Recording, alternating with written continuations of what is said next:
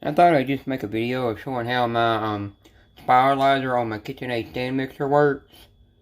In case anybody was ever in the market to buying one, they know how it works. I'm just gonna show how it works with an apple. I thought I had more, but I only have one.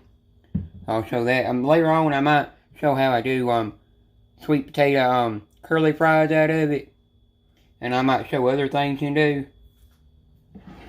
You just gotta remember that when you're through using it, to wipe this off with a wet rag and dry it, you know.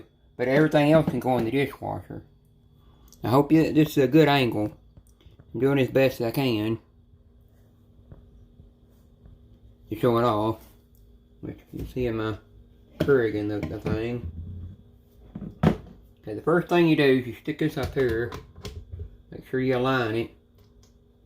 You put that in there. It requires it to go on speed 6. There's a booklet that goes to it that tells how to there's a booklet that comes with it. I think it does come with a recipe book.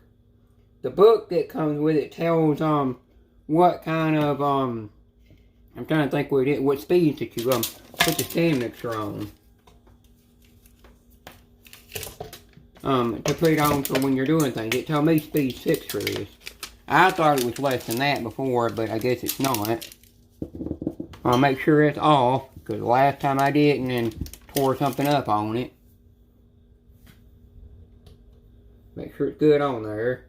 Now, next thing you do, you take this right here, and you put it down underneath here. Make sure you line it up, and you hear that click. Then the next thing you do is you take this, right here, you put it in like this, where you have this part facing out towards you. And this one actually is for apple, because it's got a picture on it.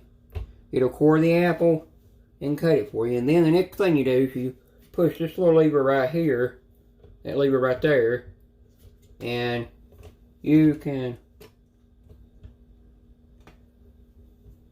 well, it's supposed to move, but I don't know if it do. You're supposed to be able to, you can push it all the way out.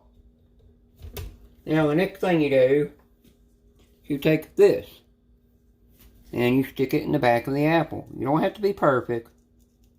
You don't have to be precise. You just stick it in as best you can. Get in there as good as you can. And then you stick it on here. You line it up and you turn it and you're done. Next thing you do is you grab this button again right here.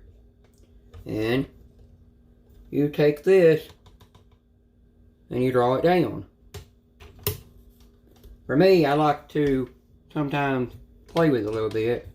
Push that lever back, take the apple back off, and stick it back on, and then position it.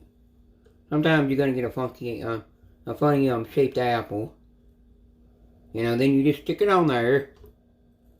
You know, you don't have to be perfect. And then you just turn it on. Go to speed 6.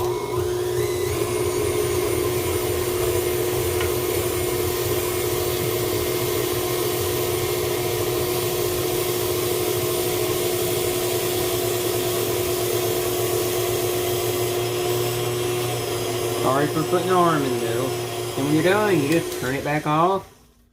Pull that off.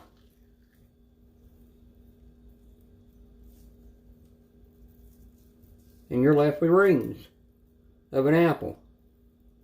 Got all these different apple rings from where it ringing the apple. And it's good for if you want to make pies and stuff. You can just peel it. You don't have to core it, but that's all the peeling. Now, you do have a little bit left on top. You don't always get it perfect, but that's what it leaves behind. And then when you want to take the apple off, you just back that part off. And then there's the end of the apple that you can still use. But then you just pull that off and there's the core. And it's cored it. I use this just about every time I'm peeling, if I want to peel an apple sometimes, when it don't require the skin on stuff.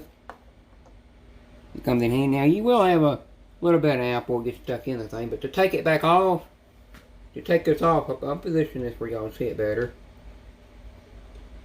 But to take it back off, all you do, you just pull up on that. You got that off, which is still for the dishwasher. If you want to take this off, you can't just pull it out. You push this little lever right here down, and it comes off. And then all you gotta do over here, just grab this.